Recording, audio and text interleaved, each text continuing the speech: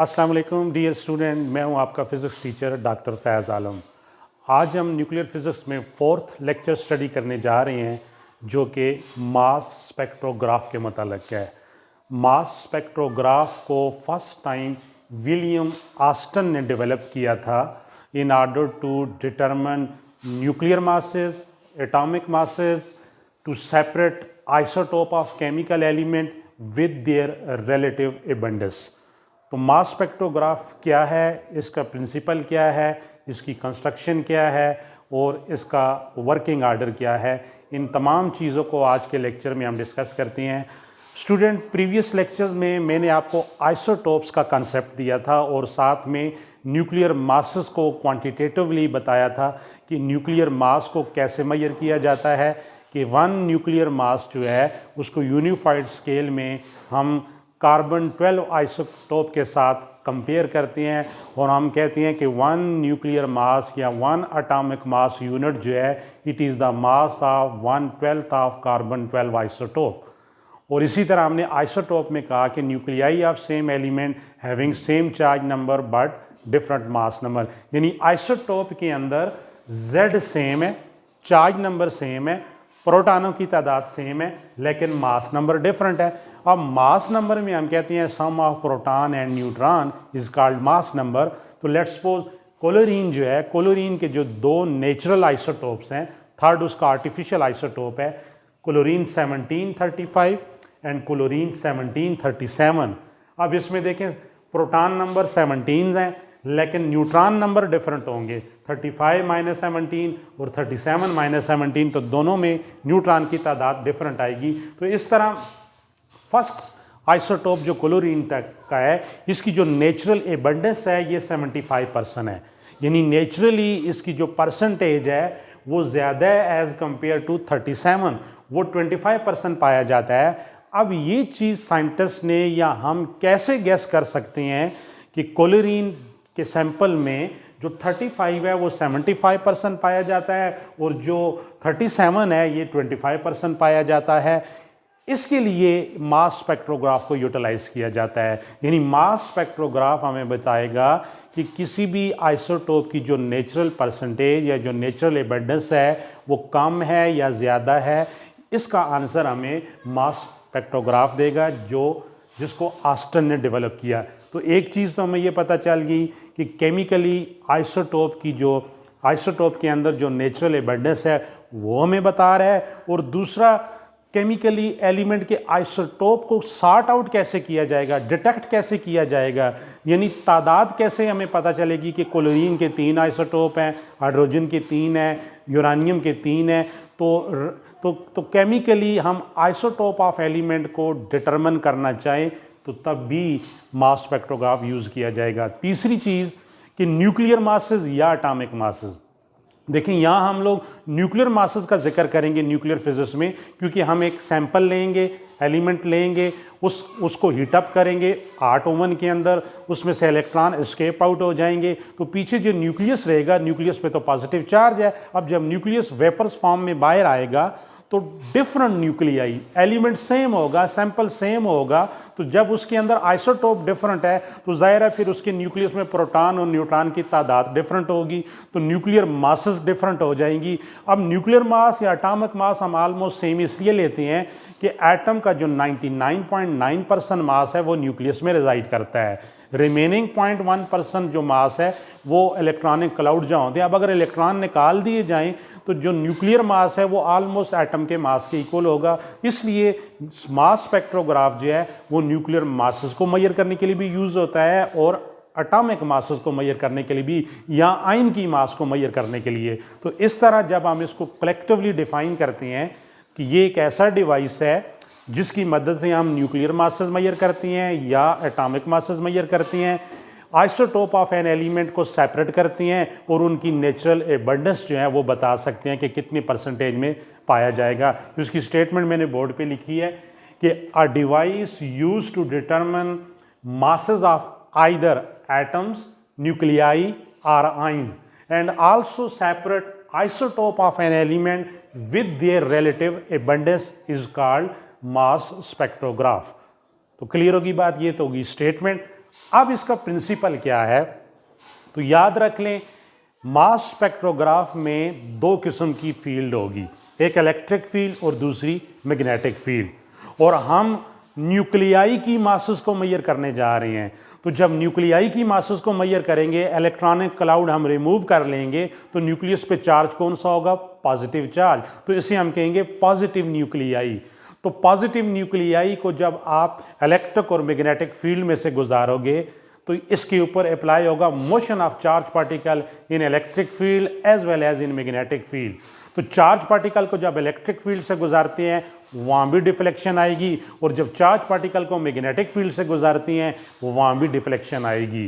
तो the deflection of charge particle while passing through electric and magnetic field is the basic principle of mass spectrograph. या आप यूं कह सकते हैं कि when a charge particle moving perpendicularly or normal to electric and magnetic field, a certain kind of deflection can be observable. This will be the basic principle of mass spectrograph. तो ये during lecture में बता दूंगा कि इसका जो basic principle है वो इलेक्ट्रोमैग्नेटिक फील्ड के अंदर, इलेक्ट्रिक और मैग्नेटिक फील्ड के अंदर चार्ज पार्टिकल की डिफ्लेक्शन पे डिपेंड करता है। अब हम आते हैं कंस्ट्रक्शन की तरफ कि मास स्पेक्ट्रोग्राफ की कंस्ट्रक्शन क्या है।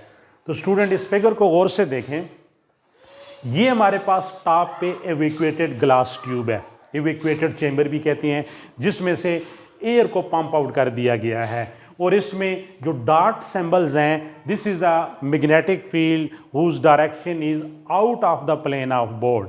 अगर आप पेज पे या नोटबुक पे बनाते हैं तो ये होगा magnetic field directed out of plane of the page. तो यहाँ पर magnetic field directed out of plane of the board इस डायरेक्शन में होगी जिधर मार्कर में रिप्रेजेंट कर रहा हूँ।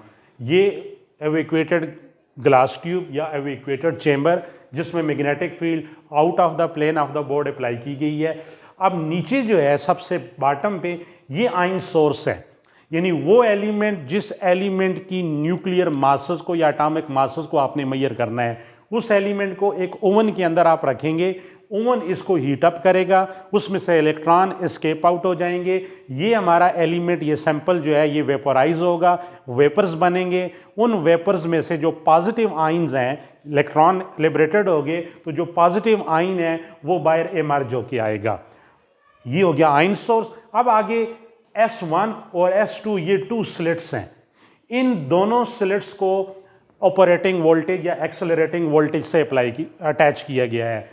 ऊपर वाली स्लिट S2 को नेगेटिव पोटेंशियल और नीचे वाली स्लिट S1 को पॉजिटिव चार्ज दिया गया है। यानी जब पॉजिटिव आइन सोर्स से प्रोड्यूस्ड होगा और इमर्ज होकर बाहर आएगा तो ये स्लिट S1 जिसका पॉजिटिव पोटेंशियल है ये इसको रिपेल करेगा, और जो S2 जिसका नेगेटिव पोटेंशियल है वो उसको अट्रैक्ट करेगा। तो इस तरह पॉजिटिव आइन एक्सेलरेट होगा अपवर्ड। क्लियर होगी बात ये।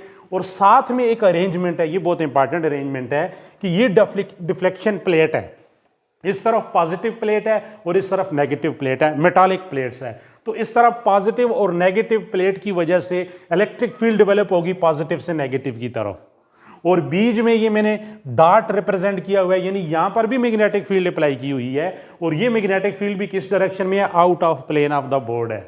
अब यहां इस पॉइंट को जरा समझना है। आप लोगों ने मैग्नेटिज्म वाले चैप्टर में एक मेथड पढ़ा था, वेलोसिटी सेलेक्टर मेथड, कि यहां से बहुत सारे पॉजिटिव आइन जो हैं सर्टन वेलोसिटी के साथ थर्मियानिक एमिशन, क्योंकि मैंने कहा है ना ओवन है, हॉट ओवन में ये सैंपल जो है वो थर्मल एनर्जी गेन करेगा। थर्मियानिक एमिशन के तहत इलेक्ट्रॉन एस्केप आउट हो जाएंगे with certain thermal kinetic energy. ये पॉजिटिव आइन बाहर आया विद वेलोसिटी v। अब जब वो एंटर होता है तो उसके सामने दो किस्म की फील्ड है, एक इलेक्ट्रिक फील्ड जो कि इस डायरेक्शन में है, इस डायरेक्शन में पॉजिटिव से नेगेटिव, और magnetic field out of plane of the board है। तो ये जो out of plane of the board है, मैग्नेटिक फील्ड और इलेक्ट्रिक फील्ड, इन दोनों में जो एंगल है ये 90 डिग्री का है। और हमारा जो चार्ज पार्टिकल है, पॉजिटिव चार्ज पार्टिकल, ये v वेलोसिटी से यूं जा रहा है, ये चार्ज पार्टिकल जा रहा है, ये जो दूसरा मार्कर है ये इलेक्ट्रिक फील्ड है और ये मैग्नेटिक फील्ड है। इट मीन E और B ये दोनों आपस में क्या हुए, परपेंडिकुलर हुए, और ये पॉजिटिव आइन जा रहा है। अब पॉजिटिव आयन यूं ही जाएगा under the effect of electric field, इस पे इलेक्ट्रिक फोर्स किधर एक्ट होगी, जाहिर है पॉजिटिव आयन है तो इस पे इलेक्ट्रिक फील्ड किस डायरेक्शन में होगी, नेगेटिव प्लेट की तरफ। तो नेगेटिव प्लेट ये है तो इलेक्ट्रिक फोर्स इस डायरेक्शन में आ जाएगी। और जो मैग्नेटिक फोर्स होगी, इलेक्ट्रिक फोर्स की डायरेक्शन ये होगी, magnetic force Q V cross B, V cross B concept के तहत। अब देखें वेलोसिटी अपवर्ड जा रही है तो magnetic field out of plane of the board है, तो इसके ऊपर अगर मैं राइट हैंड रूल लगाता हूं v क्रॉस b, तो ये थंब किधर आ रहा है, उस डायरेक्शन में आ रहा है, तो इट मीन मैग्नेटिक फोर्स इस डायरेक्शन में लगेगी। अब मैग्नेटिक फोर्स उस डायरेक्शन में और इलेक्ट्रिक फोर्स इस डायरेक्शन में, अगर दोनों के मैग्नीट्यूड को हम सेम कर लें तो हमारा पॉजिटिव आयन जो है वो सीधा डायरेक्टेड अपवर्ड जाएगा, यानी दोनों फोर्सेस एक दूसरे के इफेक्ट को क्या कर रही हैं, कैंसिल कर रही हैं। तो इन दोनों फील्ड का लगाने का मकसद यहाँ पर ये था कि जितने भी पॉजिटिव आयन यहाँ से इमर्ज आउट होके बाहर आती हैं वो एलाइन अप रहें, यानी एक ही पार्टिकुलर डायरेक्शन में अपवर्ड जाएं।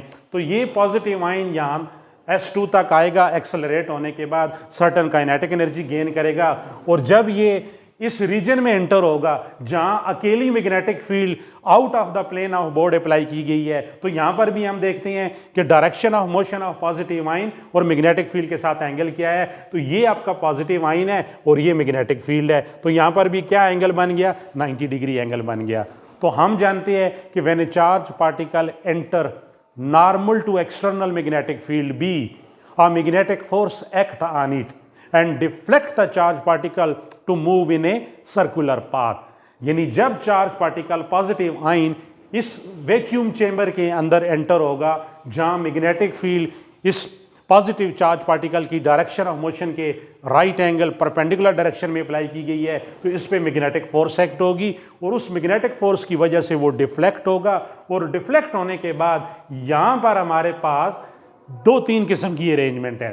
फर्स्ट टाइम जो मास स्पेक्ट्रोग्राफ बनाया गया था ऑस्टिन ने, यहां फोटोग्राफिक प्लेट रखी थी, तो फोटोग्राफिक प्लेट के ऊपर इमेजेस आएंगे, तो ये फोटोग्राफिक प्लेट हो सकती है या लेटेस्ट वर्जन जो है उसमें डिटेक्टर बताया गया है कि ये डिटेक्टर है, ये आयनिक डिटेक्टर है, इलेक्ट्रॉनिक डिटेक्टर। जब क्योंकि चार्ज पार्टिकल है, जब पॉजिटिव चार्ज पार्टिकल डिटेक्टर में एंटर होगा तो डिटेक्टर करंट ऑब्जर्व करेगा, यानी डिफ्लेक्शन बताएगा।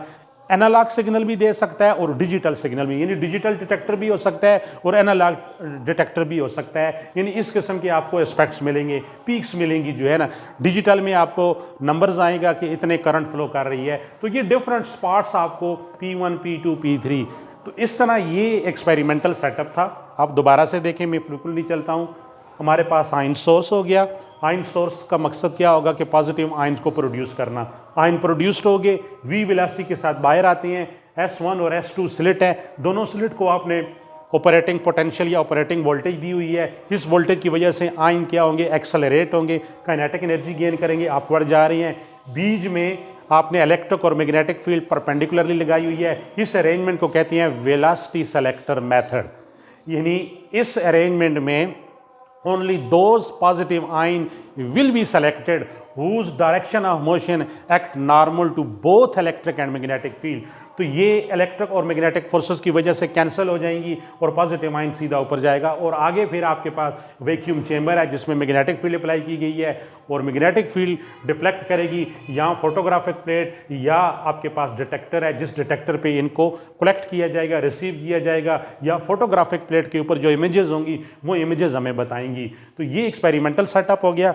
अब हम आते हैं इसके वर्किंग की तरफ कि मास स्पेक्ट्रोग्राफ को वर्कआउट कैसे किया जाएगा। याद रख ले, हमारा अल्टीमेट ऑब्जेक्टिव इस टॉपिक में क्या है, न्यूक्लियर मासेस को मेजर करना या एटॉमिक मासेस को मेजर करना। यहाँ पर एटम का जिक्र तो है नहीं है क्योंकि इलेक्ट्रॉन लिबरेटेड आउट हो गए हैं, तो हमारे पास सिर्फ पॉजिटिव न्यूक्लियाई हैं, तो हम पॉजिटिव न्यूक्लियाई की मास मेजर करने जा रहे हैं, एक चीज़। और दूसरी, हम isotope of chemical element determine करना चाहते हैं कि कितने आइसोटोप किसी भी एलिमेंट की हो सकती हैं। तीसरी, हम उन आइसोटोप की रिलेटिव एबंडेंस बताना चाहते हैं। तो अब ये मेथड ऑस्टिन ने कैसे यूटिलाइज किया, तो लेट्स स्टार्ट कि हमारे पास इस आयन सोर्स से एक पॉजिटिव आयन प्रोड्यूस्ड हुआ। जब ये पॉजिटिव आयन प्रोड्यूस होता है तो V वेलोसिटी के साथ स्लिट S1 में से गुजरता है। S1 का पॉजिटिव चार्ज है और S2 का नेगेटिव चार्ज है। तो दोनों स्लिट्स के दरमियान ये पॉजिटिव आयन एक्सेलरेट होगा।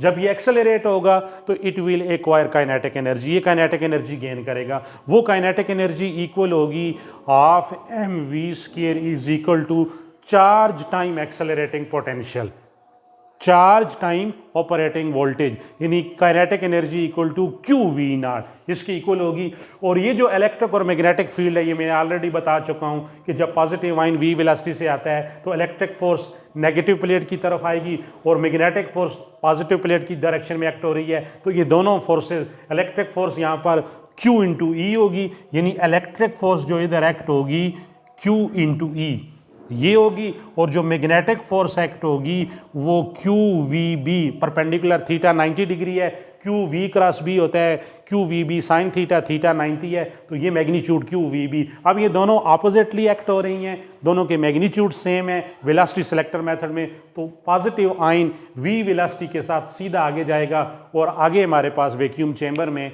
जो मैग्नेटिक फील्ड है, अकेली मैग्नेटिक फील्ड जो इसकी डायरेक्शन के परपेंडिकुलरली एक्ट हो रही है, इसकी वजह से मैग्नेटिक फोर्स एक्ट होगी। अब जब मैग्नेटिक फोर्स एक्ट होगी तो मैग्नेटिक फोर्स की वजह से वो क्या होगा, बेंड हो जाएगा, यानी वो कर्वेचर बनाएगा, सेमी सर्कुलर पाथ में बेंड हो गया है। अब ये जो सेमी सर्कुलर पाथ हैं, ये मैग्नेटिक फोर्स क्योंकि सेंट्रीपिटल फोर्स प्रोवाइड करती है, उस सेंट्रीपिटल फोर्स की वजह से इसमें बेंडिंग आ रही है। तो आपको फोटोग्राफिक प्लेट के ऊपर 3 डिफरेंट स्पॉट्स मिले हैं, मुख्तलिफ 3, 2, 4, it depends upon nature of the element. Let's suppose मेरे पास सैंपल आयन सोर्स क्लोरीन था, तो क्लोरीन के केस में 2 spots is found to be observe. अगर आपके पास हाइड्रोजन था सैंपल में तो 3 spots is found to be observe. अगर आपके पास रेडियो आइसोटोप यूरेनियम था तो आपको 3 स्पॉट्स मिलेंगे। फर्स्ट स्पॉट्स को P1, दूसरे को P2, तीसरे को P3। तो P1 के करस्पॉन्डिंग मास M1 था, P2 के करस्पॉन्डिंग मास M2 था, P3 के करस्पॉन्डिंग मास M3 था। क्योंकि 3 डिफरेंट स्पॉट्स जब आती हैं तो इससे पता ये चलता है जो न्यूक्लियाई बाहर आ रही है उन तमाम न्यूक्लियाई की मासेस सेम नहीं है, वो मासेस डिफरेंट है। जब मासेस डिफरेंट है तो डिफरेंट कर्वेचर होगा। डिफरेंट कर्वेचर से मुराद ये है कि डिफरेंट सेमी सर्कुलर पाथ बनेंगे। सेंट्रीपिटल फोर्स एक्ट हो रही है और सेंट्रीपिटल फोर्स मास डिपेंडेंट है। तो आप जो पहला स्पॉट है सेंटर ऑफ से, ये स्क्रीन का जो सेंटर है, यहां से फर्स्ट पार्ट तक का जो सेमी सर्कुलर पाथ है, यहां से ये डिस्टेंस मेजर करें, ये उसका रेडियस आ जाएगा R1। दूसरा स्पॉट जो है इससे डिस्टेंस मेजर करें, ये रेडियस R2 आ जाएगा, और तीसरा स्पॉट जो है ये R3 आ जाएगा। तो आप इस सारे स्केच को, इस फिगर को, ये जो स्क्रीन पे आपके सामने फिगर फ्लोट कर रही है, आप इसको देखें, ये इसकी एक्चुअल रिप्रेजेंटेशन है जिसमें आयन सोर्स बताया गया है। आयन सोर्स से जो है आयन प्रोड्यूस्ड हुए हैं, आगे डिफ्लेक्टिंग प्लेट बताई गई है, डिफ्लेक्टिंग प्लेट से गुजरता है, और फिर जब ये मैग्नेटिक फील्ड से पास करता है, मैग्नेटिक फील्ड डिफ्लेक्ट करती है और आपको फोटोग्राफिक प्लेट पे 3 स्पॉट दिए गए हैं। तो ये जो एक्चुअल कलर फिगर स्क्रीन पे आ रही है, इसमें ये सारी अरेंजमेंट बताई गई है। अब जो मैथमेटिकल स्टेप्स हैं वो किस तरह होंगे, तो इसके 2 रीजन होंगे। पहला रीजन इलेक्ट्रिक फील्ड रीजन, जिसमें ये एक्सेलरेट हुआ है आफ्टर प्रोडक्शन। तो जब ये पॉजिटिव आयन प्रोड्यूस्ड हुआ है v वेलोसिटी के साथ, इसने काइनेटिक एनर्जी गेन की है, तो gain in kinetic energy charge time accelerating potential. तो चार्ज मैंने पॉजिटिव आयन का E ले लिया है, तो kinetic energy EV0, kinetic energy को ओपन करें, half mv² is equal to EV0। This is your equation number 1। यहां से हम V फाइंड कर लेते हैं, स्पीड ऑफ पॉजिटिवली आयन। तो 2 को इस तरफ ले आए, 2EV0, और V² के साथ जो m है, m नीचे डिवाइड हो जाएगा, तो V² 2EV0 divided by m। Square, V का स्क्वायर कैंसिल करने के लिए रूट लें, तो राइट साइड पे अंडर रूट आ जाएगा, लेफ्ट साइड पे स्क्वायर रूट कैंसिल हो जाएंगे, तो V equal to 2EV0 divided by m square root. This is equation number 2। तो ये हमारे पास पॉजिटिव आयन की वेलोसिटी आ गई जब ये आयन सोर्स से प्रोड्यूस्ड होने के बाद स्लिट S2 तक आता है। अब यहां से मैग्नेटिक फील्ड रीजन स्टार्ट होगा। तो जब पॉजिटिव आयन यहां से मैग्नेटिक फील्ड में एंटर होता है तो उस पर मैग्नेटिक फोर्स एक्ट होगी। That magnetic force provided necessary centripetal force to the positive ion and compel it to move in a semicircular path. Deflection show करेगा। तो magnetic force जो है उसको centripetal force provide करवा रही है। तो Fm is equal to Fc। तो इसको यूं पढ़ा जाता है कि centripetal force acting on the positively ion may be produced by the action of magnetic force। ये इक्वलिटी साइन से ये मराद है। तो F M is equal to Q V B maximum magnetic force, centripetal force M V square by R. अब दोनों तरफ left side का वी राइट साइड के वी स्क्वायर से कैंसिल हो जाएगा। तो इस तरह ये जो डिनोमिनेटर में आर है इसको क्रॉस मल्टीप्लाई करें तो क्यू बी आर, क्योंकि ये वी कैंसिल हो गया, Q B R is equal to M V, equation 3। तो M V is the linear momentum. तो यहां से हम ये भी कह सकते हैं कि linear momentum of positive ion can easily be calculated by using equation 3। तो यहां से अगर m को q के नीचे डिवाइड कर लें, b और r को v के नीचे डिवाइड कर लें तो चार्ज टू मास रेशियो भी फाइंड की जा सकती है। ये इसके मल्टीपल यूजेस है मास स्पेक्ट्रोग्राफ के। एक हम लीनियर मोमेंटम फाइंड कर सकते हैं और दूसरा हम चार्ज टू मास रेशियो भी फाइंड कर सकते हैं। इक्वेशन 3 आ गई। अब इस इक्वेशन 3 से भी v की वैल्यू निकालें तो v के साथ जो m है ये दूसरी तरफ जाके डिवाइड हो गया, Q B R divided by m। This is equation 4। अब इक्वेशन 2 में भी v है और इक्वेशन 4 में भी v है। दोनों इक्वेशन को कंपेयर करें, कंपेयरिंग 2 एंड 4। तो 4 का Q B R by M और इक्वेशन 2 का 2 E V not by M. अब एक तरफ E है और दूसरी तरफ Q है, क्योंकि E चार्ज है तो दोनों को सेम नोटेशन दे दें, या E को भी Q कह दें या Q को E कह दें, तो ताकि दोनों तरफ से ये कैंसिल हो जाएं। तो लेफ्ट साइड में मैंने Q की जगह E ले लिया, तो E B R by M 2 E V not by M under root, दोनों तरफ स्केयर ले लें क्योंकि इस तरफ अंडर रूट है, इसको कैंसिल करने के लिए जब स्केयरिंग बोथ साइड लेंगे तो लेफ्ट साइड पे e square b square are square divided by m square और राइट साइड पे स्केयर का रूट कैंसिल हो जाएगा 2 E V not by M. अब इस तरह लेफ्ट साइड पे ई स्केयर राइट साइड के ई से कैंसिल हो रहा है और डिनोमिनेटर में एम स्केयर इस तरफ राइट साइड के डिनोमिनेटर में एम से कैंसिल हो रहा है। तो रिमेनिंग इक्वेशन क्या रह जाएगी, E B square are square by M is equal to 2 V naught. तो यहां से क्रॉस मल्टीप्लाई करें, m को इधर ले आए 2 वी नॉट के साथ, तो m इधर आ गया 2 वी नॉट m और लेफ्ट साइड पे e B square are square. तो हमने न्यूक्लियर मास मेजर करनी है, जो पॉजिटिव आयन बाहर आया है उसकी मास कितनी है। तो यहां से m निकाल लें तो 2 वी नॉट इसके नीचे डिवाइड हो जाएगा, तो m equal to E B square are square divided by 2 V naught. तो इस तरह अगर, क्योंकि पॉजिटिव आयन का चार्ज हमें इल्म है, चार्ज कांस्टेंट है, बी कांस्टेंट मैग्नेटिक फील्ड है, वी नॉट एक्सेलरेटिंग पोटेंशियल है, लेट्स सपोज ये 100 वोल्ट है, 200 वोल्ट है, 500 वोल्ट है, ये भी कांस्टेंट है। तो m किस पे डिपेंड कर रहा है, स्क्वायर ऑफ r पे। ये रेडियस ऑफ कर्वेचर जो चार्ज पार्टिकल डिफ्लेक्शन शो करता है मैग्नेटिक फील्ड के अंदर, उसके रेडियस पे डिपेंड कर रहा है। यानी जिसका r ज्यादा होगा उसका मास ज्यादा होगा, यानी वो पॉजिटिव आयन जिसका r ज्यादा होगा, यानी जिसके अंदर डिफ्लेक्शन कम आई है। याद रखो, यहां मैं एक बहुत इंपॉर्टेंट पॉइंट बताऊंगा जो अक्सर बुकों में नहीं होता,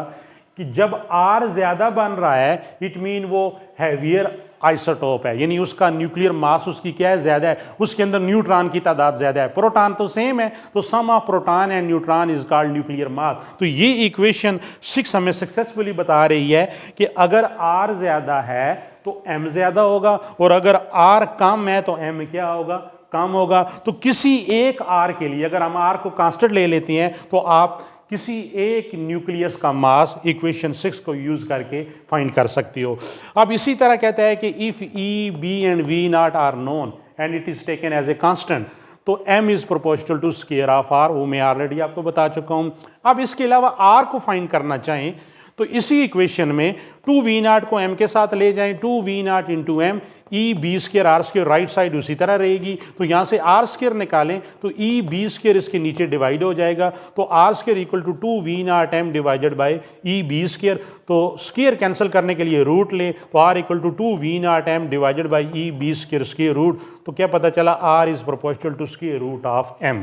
तो आप आर भी फाइंड कर सकते हैं, यानी रेडियस ऑफ कर्वेचर भी।